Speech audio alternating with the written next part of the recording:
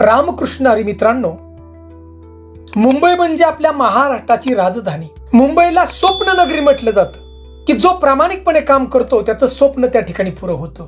आणि मित्रांनो, अशा मुंबईमध्ये समुद्राच्या काठावरती असणारं महालक्ष्मी मातेचं मंदिर, आणि महालक्ष्मी मातेच्याच आशीर्वादानं ही मुंबई आजपर्यंत सुरक्षित आहे. महालक्ष्मी मातेच्याच आशीर्वादानं समुद्र मुंबईमध्ये प्रवेश करू शकत नाही. तर मित्रांनो, आजच्या व्हिडिओमधून आपण मुंबईची आपली महालक्ष्मी माता आपल्या बहिणीसह म्हणजेच सरस्वती माता, महाकाली या दोन बहिणी, आणि या ठिकाणी माता कशी प्रकट झाली, सुंदर अशी कथा ऐकणार आहोत. मित्रांनो, आपण मुंबईमध्ये राहिला असताल किंवा मुंबईमध्ये आपण आहात, आपण एकदा तरी त्या ठिकाणी महालक्ष्मी मातेच्या पाया पडायला नक्की जाता, कारण तिच्याच आशीर्वादानं आपण त्या ठिकाणी राहतोय. म्हणून आमचा हा व्हिडिओ नक्की शेवटपर्यंत पहा, आणि शेवटी आम्हाला फक्त विश्वासानं कमेंट महालक्ष्मी मातेचा उदो उदो अशी कमेंट मात्र जरूर करा. चला, सुंदर अशी छोटीशी खरी कथा, कुठलीही दंतकथा नाही. मित्रांनो, काळ होता 1771चा. आपल्या संपूर्ण भारतावरती ब्रिटिशांचं राज्य होतं आणि आपल्याला ब्रिटिशांनी गुलाम बनवून टाकलेलं होतं.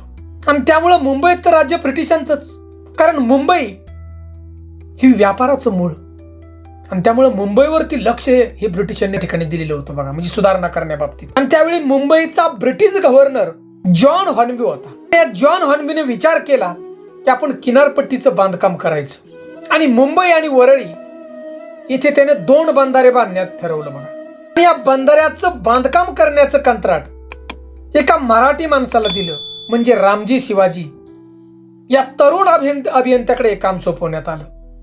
आणि या बंधाऱ्यांचं काम अगदी वेगानं चालू झालं बघा, कारण ब्रिटिश म्हणजे भ्रष्टाचार अजिबात नाही, कामगार आपले परंतु लक्ष त्यांचं.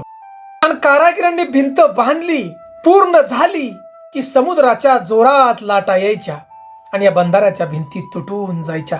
क्षणार्धात म्हणजे दगड सुद्धा आणि वाळू सुद्धा दिसत नव्हतं बघा, सपाट जसंच्या होतं, जसं म्हणजे काहीच नव्हतं असं व्हायचं. आणि त्यामुळे बंधाऱ्याच्या कामामध्ये अनेक अडचणी येऊ लागल्या. आणि हे इंग्रज गोरे अधिकारी त्या ठिकाणी यायचे, दुर्बिणी लावून पाहायचे काय चुकतंय किंवा कामामध्ये काय भ्रष्टाचार होतोय का, हे सगळं पाहायचं. आणि परत हे बांधकाम परत बांधा म्हणायचे, परत त्या बंधाऱ्याच्या भिंती उभ्या व्हायच्या, आणि परत समुद्राच्या लाटा जोरदार आल्या की परत ती भिंत पडून जायची. अहो, इंग्रज हतबल झाले, मोठमोठे इंग्रज एवढे अधिकारी, परंतु त्यांना बी कळाना आता करायचं काय. आणि शेवट ज्या मराठी माणसाला कंत्राट दिलतं, रामजी शिवाजी, आणि ते भगवंताची भक्ती करणारे होते. लक्षात घ्या, देवावरती त्यांची फार श्रद्धा होती. आणि ज्या समुद्रातून महालक्ष्मी माता प्रकट झाली, मित्रांनो लक्षात घ्या, लक्ष्मी माता ही समुद्रातूनच आलेली.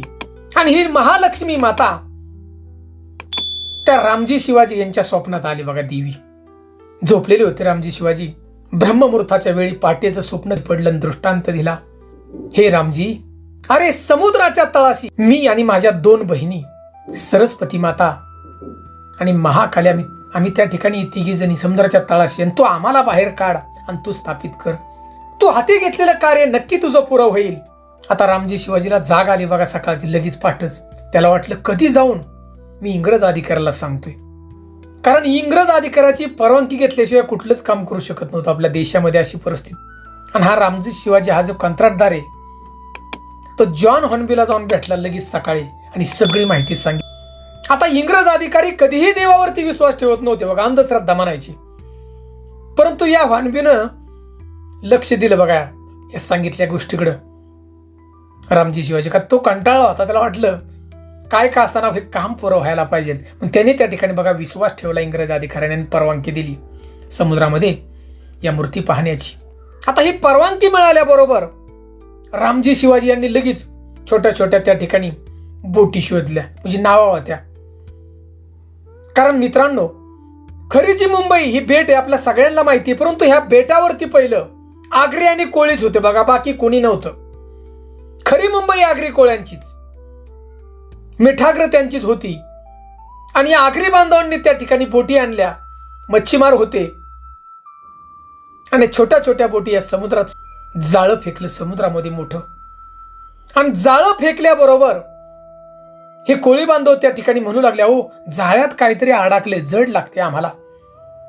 रामजी शिवाजी म्हणल्यावर ओढा जाळ वरती, आणि जाळ वर ओढल्याबरोबर अखंड विश्वाची या धनाची मालकीन श्री महालक्ष्मी माता, सरस्वती माता आणि महाअकाली तिन्ही तेजस्वी मूर्त्यांचा लक्का असा त्या जाळ्यातूनही प्रकाश पडला आणि जाळं वर काढलं आणि त्यांनी तिन्ही मूर्त्या बघा बाहेर काढल्या.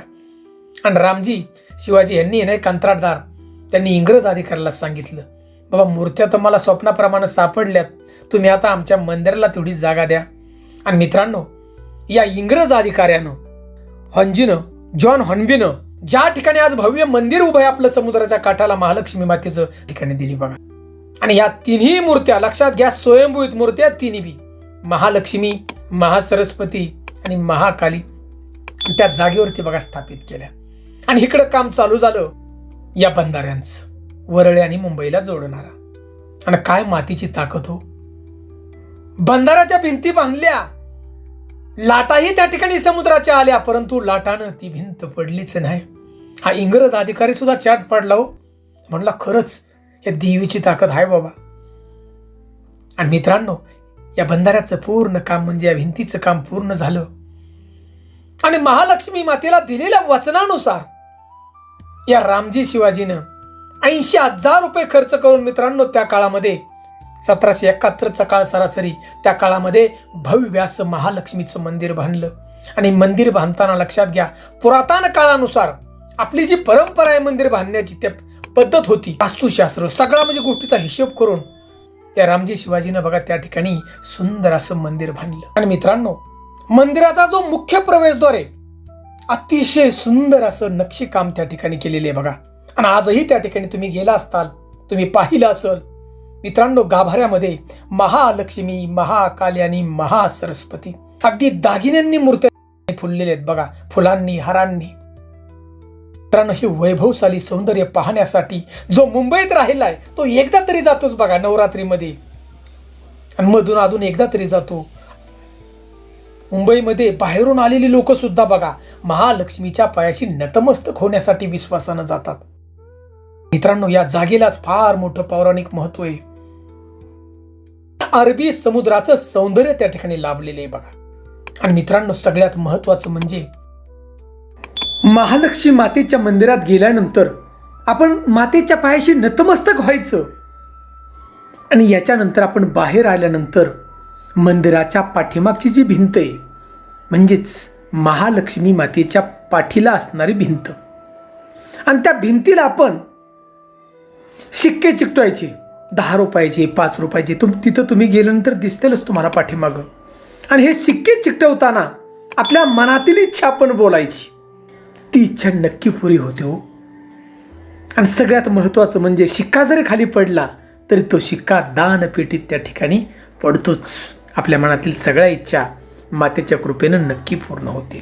आणि मित्रांनो, शेवटी आपल्याला महालक्ष्मी मंदिरात जर जायचं असेल तर जवळच असणारं महालक्ष्मी स्टेशन आहे बघा रेल्वेचं. आपण तिथून चालत सुद्धा जाऊ शकता. आणि त्या ठिकाणी 20 रुपयाच्या आपल्याला तरी सुद्धा शेअर रिक्षा आहेत त्या ठिकाणी. या मुंबईला एक प्रकारचं छत्र, एक प्रकारची सावली, एक प्रकारचं संरक्षण महालक्ष्मी मातेने त्या ठिकाणी दिले बघा. मित्रांनो, जो व्यक्ती मुंबईमध्ये राहतो तो महालक्ष्मी मातेला आपली माता मानतो. कारण ज्याप्रमाणे आई आपल्या मुलाचं रक्षण करते त्याप्रमाणे महालक्ष्मी माता आपल्या भक्ताचं रक्षण करते मुंबईमध्ये बघा. जो भक्त मनापासून भक्ती करतो, वर्षातून एकदा तिथं जातो, आईची ओटी भरतो आणि विश्वासानं आपल्या माथी कुंकू लावतो महालक्ष्मी मातेचं, त्या भक्ताचं रक्षण मुंबईमध्ये महालक्ष्मी माता करते. कुठेही जाऊ द्या कानाकोपऱ्यात.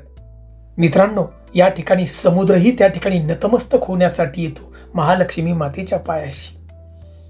असं मित्रांनो या महालक्ष्मी मंदिराचा इतिहास आहे त्या ठिकाणी बघा. कुठलीही दंतकथा नाही. पण आपण जर मुंबईला गेला तर महालक्ष्मीला आपण नतमस्तक होण्यासाठी म्हणजे पाया पडण्यासाठी नक्की जा. मित्रांनो, मी स्वतः 15 तारीखला 15/6 म्हणजे हा जून महिना चाललाय 2026, मी स्वतः महालक्ष्मी मंदिरात महालक्ष्मी मातेच्या पाया पडण्यासाठी नतमस्तक जाणार आहे होण्यासाठी. आणि म्हणून मित्रांनो मी हा व्हिडिओ बनवित आहे.